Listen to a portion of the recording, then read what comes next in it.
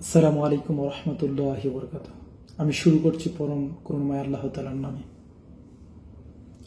আমি শুরুতে আমার পরিচয় দিয়ে নিচ্ছি। আমার নাম মাসুদ রানা খোকন।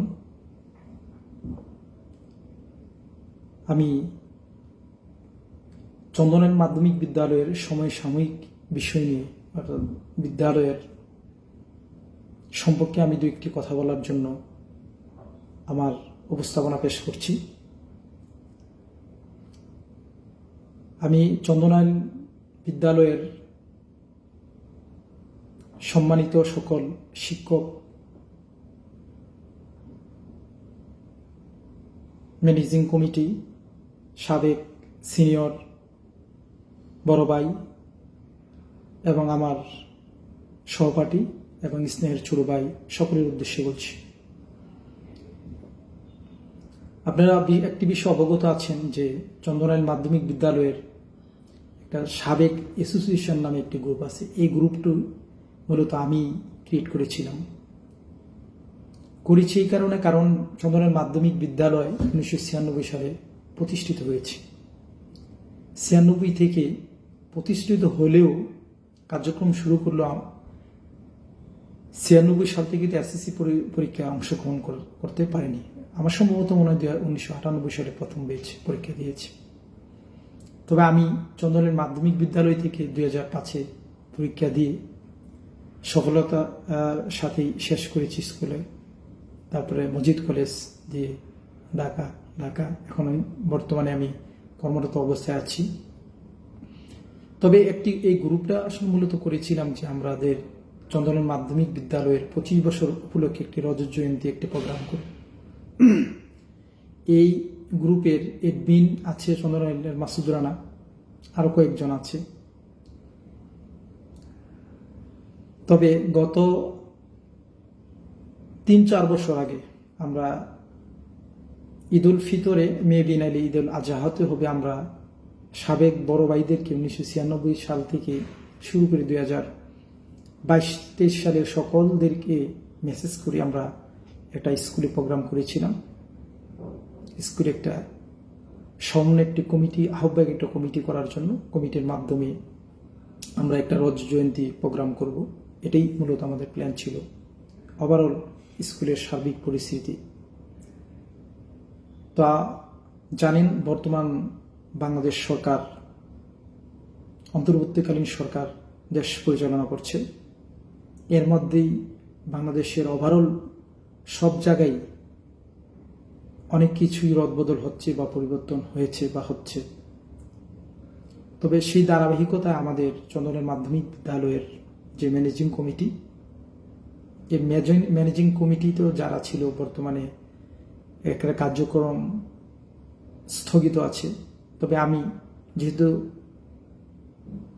অন্তর্বর্তীকালীন সরকার আর বিশেষ করে স্টুডেন্টদের সবচেয়ে বড় ফোকাস ছিল, তবে এই চন্দনাইল মাধ্যমিক বিদ্যালয়কে ঢেলে সাজানো বা চন্দনাইলটা 1996 সাল থেকে যদি প্রতিষ্ঠানটা কার্যক্রম শুরু হলে প্রতিষ্ঠানটা যতটুকু সুনাম বা যতটুকু অর্জন করার কথা ছিল, কিন্তু আসলে বাস্তবে তা করতে পারেনি।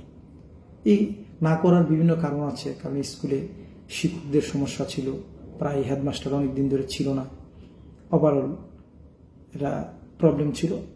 তবে আলহামদুলিল্লাহ এখন এসেছে, সময় এসেছে এখন সবকিছু পরিবর্তন করার। তবে এই স্কুলটাকে একটি কথা বলবো, তবে মাসুদ গত 6/9/2024 6 সেপ্টেম্বর একটি সাধারণ মিটিং কলের জন্য আহ্বান করেছিল যে একটা ম্যানেজিং কমিটিতে কারা আসলে স্কুলটা খুব ভালোভাবে চলবে, কারা আসা উচিত, এবং রজত জয়ন্তী প্রোগ্রাম করতে হলে একটা সমন্বয় কমিটি করা দরকার, অথবা এই স্কুলের পরিবেশ ভারসাম্য রক্ষার্থে বা পরিবেশ সৌন্দর্য করতে যে স্কুলের সাবেকদের কি ফোকাস থাকতে পারে, এই বিষয় নিয়ে হয়তো বা কয়েকটা এজেন্ডা ছিল, এটা নিয়ে করবে। তা আমি একটা দেখেছি যে চন্দনাইল একটা ফেসবুক পেজ অথবা একটা মেসেঞ্জার গ্রুপ আছে সাবেকদেরকে নিয়ে। এখানে অনেকে অনেক ধরনের কথা বলে, অনেকে অনেক ধরনের মত বিরোধ প্রকাশ করে, রাজনীতি, ব্যক্তিগত আরে ভাই, প্রতিষ্ঠান ব্যাপার রাজনীতি বাদ দেন না ভাই। রাজনীতি কোথায় নেই? রাজনীতি তো আপনার ঘরেও আছে। বাংলাদেশ যদি কোনো ব্যক্তি বলে আমি রাজনীতি করি না, আমি তা বিশ্বাস করি না। রাজনীতি প্রত্যেকটা ব্যক্তি রাজনীতির সাথে ইনভলভ, সে প্রত্যক্ষ হোক আর পরোক্ষ হোক। আপনি রাজনীতি করেন না, তাতে সমস্যা নেই, কিন্তু স্কুল নিয়ে রাজনীতি কেন? কোনো কিছু স্কুলে রাজনীতি আনেন কেন? স্কুলের মধ্যে রাজনীতি টানবেন না। স্কুলটা আপনার একার নয়, স্কুলটা সবার। স্কুলটা চন্দনের নয়, স্কুলটা বরিয়াচারা, শাদনগর, সাগদা, রোয়াচালা, চুলুরিয়া, উত্তর পেন্নই, কালিসীমা, বড় পিপিরিয়া, ভাঙ্গানগর, সল্পা, আলিপুরা, সকলের এর প্রতি একটা প্রতিষ্ঠান সকলের কল্যাণার্থী করা হয়েছে। কোনো হলেই আপনারা একটা ইস্যু দেখান, গ্রাম নিয়ে একটা ইস্যু করেন, এটা রাজনীতির একটা এজেন্ডা টেনে আনেন, আর রাজনীতিটা বাদ দেন না। রাজনীতিকে দূরে শিলে এই বিদ্যালয়টাকে অন করতে শিখুন। তাই আমি সকলের উদ্দেশ্য বলবো, যেমন গতকাল একটা মিটিং করেছে,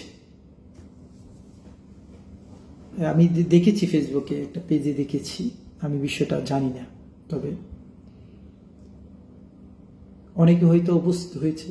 তবে আমি একটা জিনিস স্পষ্টকরণ করতে চাই, সাবেক বলতে কাদেরকে বোঝায়? যারা একদিন পড়াশোনা করেছে, যারা একদিন পড়াশোনা করেছে ওদেরকেও সাবেক স্টুডেন্ট বলা যায়। তবে আমার দৃষ্টিতে যারা এসএসসি পরীক্ষা দিয়েছে, কৃতকার্য হয়নি বা কৃতকার্য হয়েছে, একটা লেভেল পর্যন্ত সাবেক ধরা উচিত আমি মনে করি।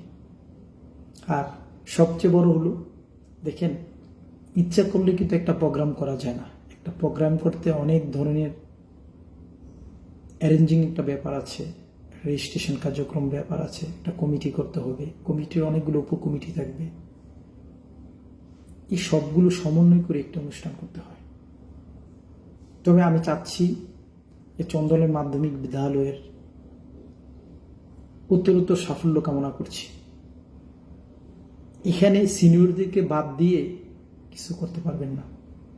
তাই আসুন না, সকলকে নিয়ে আমরা বসি, যিনি পাওয়ার যোগ্য তাকে যোগ্য সম্মানটুকু দিই, আর বড়দেরকে শ্রদ্ধা করি, তাহলেই চুরুর আমাকে শ্রদ্ধা করবে। তবে একটা স্পষ্টকরণ করা উচিত, তোমরা গতকাল একটা মিটিং করেছো, খুব ভালো লেগেছে, আলহামদুলিল্লাহ, আমি দেখেছি, খুব ভালো লেগেছে, কিন্তু উপস্থিতি কিন্তু ছিল না, চোখে পড়ার মতো ছিল না। জানি না তোমরা সবাইকে শুধু চন্দনের কয়েকজনকে নিয়ে বসেছ, আর স্কুলটা তো চন্দনের না, চন্দনের শাদনগর, সাগদা, বরিয়াচারা, রোয়াচালা, চুরুরিয়া, উত্তর পেন্নই, কালিসীমা, বড় পিপিরিয়া, আলিপুরা, সল্পা, ভাঙ্গানগর, সবাইকে নিয়ে বসতে হবে, সবাইকে মেসেজটা পৌঁছতে হবে। তো ভালো তোমরা করেছ। তবে সকলকে একটি কথা বলবো, সকল রাজনীতি বাদ দিয়ে স্কুলটাকে স্কুলের জায়গায়, স্কুলটা কিভাবে প্রতিষ্ঠিত হবে ওই দিকে ফোকাস দিতে হবে। যতই আমার প্রতি আপনার ক্ষোভ থাকুক না কেন, ক্ষোভটা কে কোন দল করে সেটা দেখার বিষয় নয়। স্কুলের স্বার্থে সবাই, স্কুলের কল্যাণার্থে সব এক হয়ে যায়, তাহলে আমরা স্কুলটাকে একটা ভালো জায়গায় নিয়ে যেতে পারবো। স্কুলটা দেখেন, আজকে অনেক দিন যাবৎ প্রধান শিক্ষক নেই, ওই এতদিন তো কেউ কোনো কিছু কথা বলেননি।